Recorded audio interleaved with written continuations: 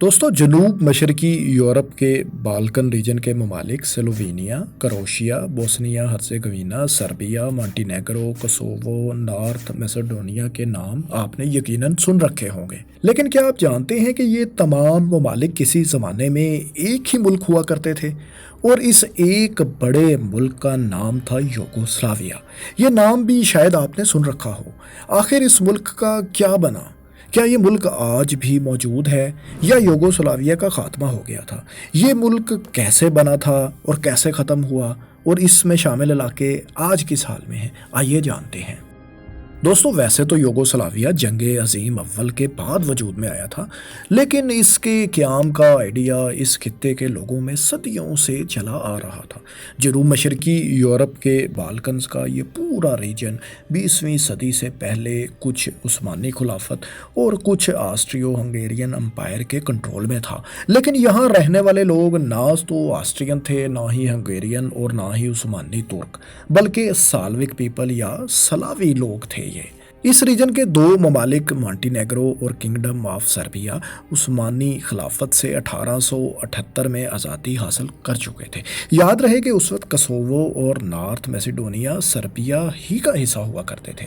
جنگ عظیم اول میں آسٹرو ہنگیرین امپائر کی شکست کے بعد 1918 میں امپائر کی 3 جنوبی ریاستوں سلووینیا، کروشیا اور بوسنیا ہرزیگوینا نے کنگڈم آف سربیا اور مانٹینیگرو کے ساتھ مل کر ایک نیا ملک بنانے کا اعلان کر دیا۔ اس ملک کو شروع میں کنگڈم آف سربز، کرویٹس اینڈ سلووینز کا نام دیا گیا۔ اس وقت بننے والے اس ملک کو جنگ عظیم اول کے اتحادیوں برطانیہ اور فرانس وغیرہ کی حمایت بھی حاصل تھی۔ 1922 میں پہلی کانفرنس آف ایمبیسڈرز میں اس نئے ملک کو بین الاقوامی سطح پر تسلیم بھی کر لیا گیا۔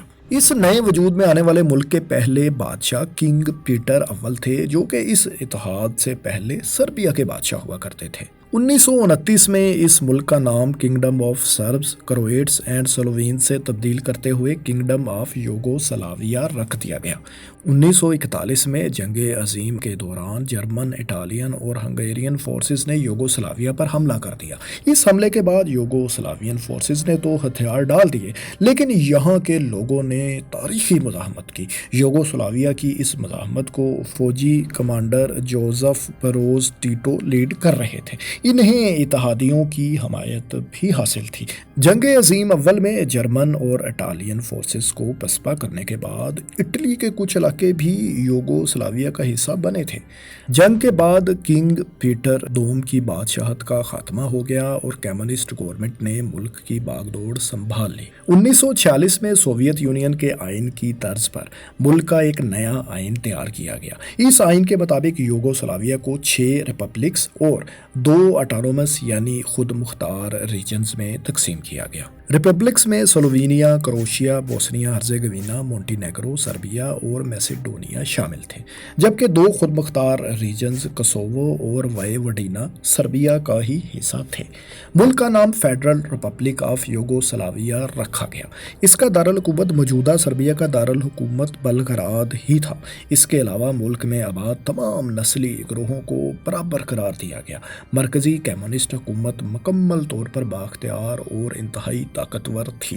یہ نیا وجود میں آنے والا ملک یوگوسلاویا جنوب کی طرف ایکسپینشن یعنی توسیع کرنا چاہتا تھا۔ یوگوسلاویا کی حکومت بالکن ریجن میں البانیا کو بھی اپنے ساتھ شامل کرنا چاہتی تھی۔ دوستو، یوگوسلاویا کے یہی عزائم پھر اس کے سوویت یونین کے ساتھ اختلافات کا باعث بھی بنے۔ Soviet leader Joseph Stalin Yugoslavia کے ان توسیع پسندانہ عزائم کے سخت مخالف تھے۔ ٹیٹو اور اسٹالن کے آپس میں اختلافات کو اگرچہ نظریاتی اختلافات کے طور پر پیش کیا جاتا ہے، لیکن ایسا نہیں، بلکہ اسٹالن کو ٹیٹو کے توسیع پسندانہ عزائم سے اختلاف تھا، کیونکہ وہ خود اس دور میں اس ریجن میں اپنا اثر و رسوخ مزید بڑھانا چاہتے تھے۔ دونوں لیڈرز کے درمیان اختلافات کے اس ایونٹ کو تاریخ میں ٹیٹو اسٹالن سپلٹ بھی کہا جاتا ہے۔ دوستو، سوویت یونین سے دور ہو کر یوگوسلاویا نے ٹیٹو کے دور میں سوشلزم کو ایک الگ انداز میں پروان چڑھایا۔ آئین میں بڑی سطح پر تبدیلیاں کی گئیں۔ ریپبلکس اور خود مختار ریجنز کو مزید بااختیار بنایا گیا۔ انہیں اپنی آرمی تک بنانے کے اختیارات دے دیے گئے۔ ملک کا نام socialist federal republic of Yugoslavia رکھ دیا گیا۔ یہ سب کرنے کے بعد شروع میں تو یوگوسلاویا نے کافی ترقی کی، لیکن بعد میں ریپبلکس کو زیادہ خود مختاری دینا ہی اس کے ٹوٹنے کا باعث بھی بن گیا۔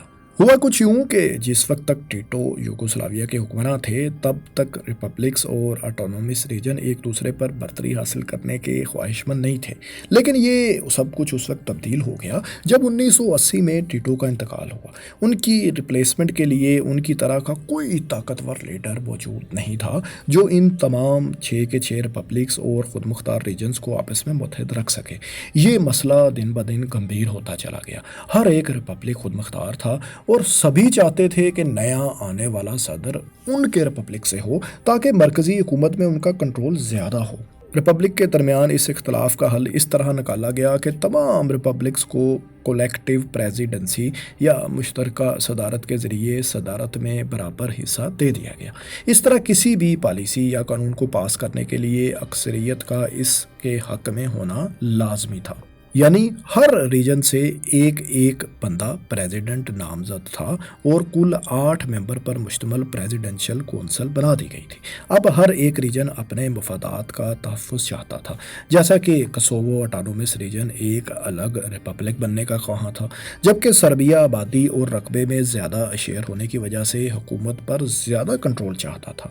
سلووینیا اور کروشیا جنوبی ریجنز کے مقابلے میں زیادہ خوشحال تھے تو وہ معیشت پر زیادہ کنٹرول چاہتے تھے۔ اسی طرح یہ اختلافات بڑھتے چلے گئے اور بعد میں معاشی بدحالی نے بھی یوگوسلاویا کو آن لیا اور یوں یوگوسلاویا کی بنیادیں دن بدن کمزور ہوتی چلی گئیں۔ دوستو، جب تک یوگوسلاویا پر کنٹرول مرکزی حکومت کا زیادہ تھا تب تک ملک بہتر انداز میں ترقی بھی کر رہا تھا، بلکہ ٹیٹو کے ڈی سینٹرلائزڈ حکومتی نظام کی تشکیل کے بعد شروع میں تو یوگوسلاویا کے معاشی حالات کافی بہتر تھے۔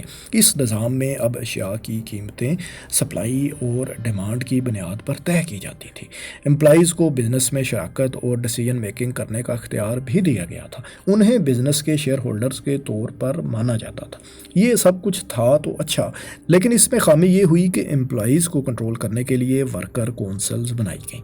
یہ کونسل سیاسی ہوتی چلی گئیں اور لوگوں سے ووٹ لینے کے بدلے ان کی تنخواہوں اور مراعات میں اضافہ بھی کرواتی گئیں۔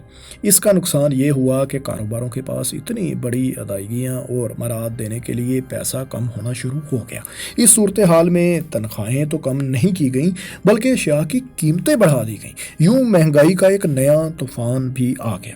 شروع میں صورتحال سے نکلنے کے لیے حکومت نے بزنسز کو سبسڈیز بھی دیں، لیکن یہ ناکافی تھیں۔ اس کے بعد مجبوراً حکومت کو IMF کے پاس بھی جانا پڑا، لیکن بعد میں IMF نے بھی مزید قرض دینے کے لیے یوگوسلاویا کی حکومت سے اکنامک ری اسٹرکچرنگ کا مطالبہ کر دیا۔ یوگوسلاویا کی مرکزی حکومت نے اس صورتحال میں معاشی طور پر نسبتاً خوشحال ریپبلکس کروشیا اور سلووینیا سے مرکزی حکومت کو فنڈز دینے کا مطالبہ کیا تاکہ جنوبی ریجنز کے ریپبلکس کو سپورٹ کیا جا سکے، لیکن کروشیا اور سلووینیا دوسری ریاستوں کا بوجھ اپنے سر لینے کو ہرگز آمادہ نہ تھے۔ اس کے برعکس جنوبی ریجنز کے ریپبلکس کا خیال تھا کہ بحیثیت ایک ملک ہماری پالیسی ایک جیسی ہونی چاہیے۔ مرکزی حکومت چونکہ اتنی زیادہ بااختیار اب نہیں تھی، اس طرح یہ تفریق بڑھتی چلی گئی جو بعد میں ملک کی تقسیم کا باعث بھی بنی۔ مزید یہ ہوا کہ نسلی اختلافات بھی ریپبلکس میں جنم لینا شروع ہو گئے جو بالآخر یوگوسلاویا کے خاتمے کا باعث بنے۔ اس بات کو جاننے کے لیے ہمیں تاریخ میں تھوڑا پیچھے جانا ہوگا جب یوگوسلاویا وجود میں آیا تھا۔ اس وقت ریپبلکس کے بارڈر ڈرا کرتے ہوئے اس بات کا خیال رکھا گیا تھا کہ جو بھی نسل جہاں کہیں آباد ہے اس کے بارڈر بھی اسی حساب سے ہوں، لیکن چونکہ یوگوسلاویا ایک ہی ملک تھا، شہریوں کو ایک سے دوسری ریپبلک میں آنے جانے کی مکمل آتی تھی۔ اس طرح آنے والی دہائیوں میں یہ لوگ ایک ریجن سے دوسرے ریجن میں پھیل گئے، یعنی مکس ہونا شروع ہو گئے۔ بالخصوص اگر سربز کا ذکر کیا جائے تو یہ لوگ یوگوسلاویا کی کل آبادی کا 36% تھے، اور سربیا کے علاوہ دوسری ریپبلکس میں بھی ان کی تعداد خاصی بڑھ چکی تھی۔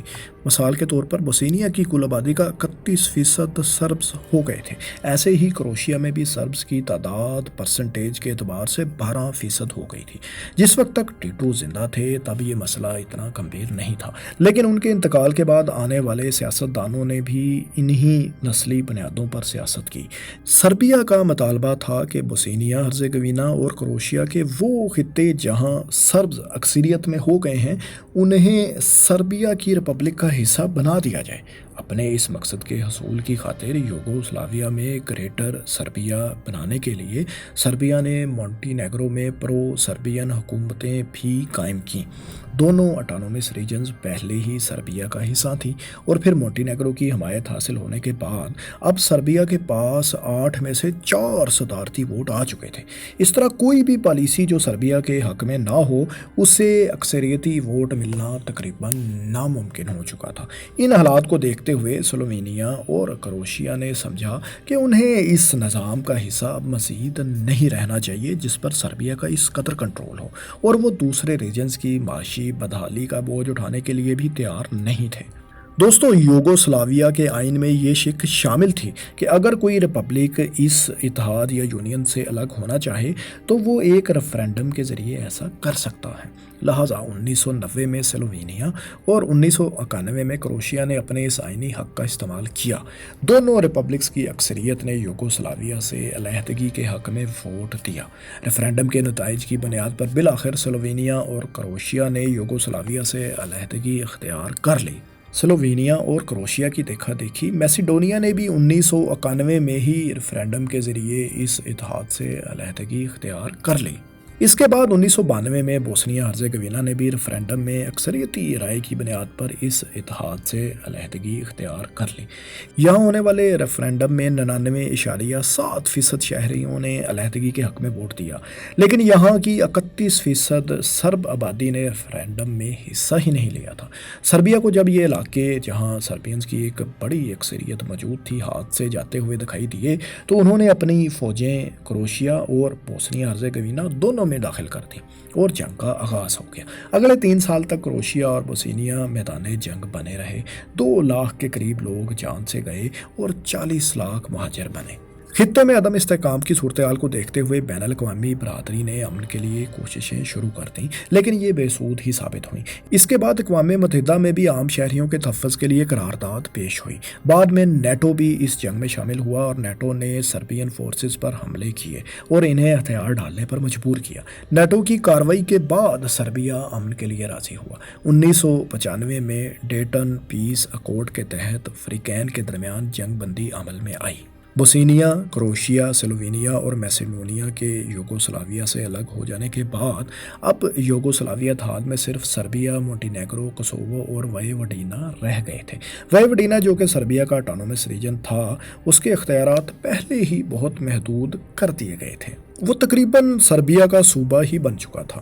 4 ریپبلکس کی علیحدگی کے بعد سربیا نے ملک کا نام ایک مرتبہ پھر تبدیل کیا اور فیڈرل ریپبلک آف یوگوسلاویا رکھ دیا گیا۔ سن 2000 میں یہ ملک ایک نئے ممبر کے طور پر اقوام متحدہ کا ممبر بھی بن گیا۔ 2003 میں اس اتحاد کا نام ایک مرتبہ پھر تبدیل کر دیا گیا اور سربیا اینڈ مونٹینیگرو رکھ دیا گیا۔ لیکن دوستو، یہ بچا کچا اتحاد بھی زیادہ دیر تک قائم نہ رہ سکا۔ 2006 میں مونٹینیگرو نے ریفرینڈم کے ذریعے آزادی حاصل کر لی، جبکہ 2008 میں خود مختار ریجن کوسوو بھی اس اتحاد سے الگ ہو گیا۔ دوستو، مونٹینیگرو اور کوسوو کے علیحدہ ہو جانے کے بعد اب سربیا اس یونین میں تنہا ہی رہ گیا تھا، جو اب ریپبلک آف سربیا کے نام سے جانا جاتا ہے، اور اسی نام سے یہ ملک اب یونائٹڈ نیشنز کا ممبر بھی ہے۔ تو دوستو، 1 صدی سے بھی کم عرصے پر محیط تھی یہ یوگوسلاویا کے بننے اور ٹوٹنے کی کہانی۔ آپ کو کیسی لگی؟ اور کیا آپ جانتے تھے کہ یہ تمام ملک پہلے یوگوسلاویا اتحاد کا حصہ تھے؟ کمنٹس میں اپنی رائے سے آگاہ کریں، اور اس قسم کی مزید معلوماتی دلچسپ ویڈیوز دیکھنے کے لیے ہمارے چینل کو سبسکرائب بھی کر لیں۔ شکریہ۔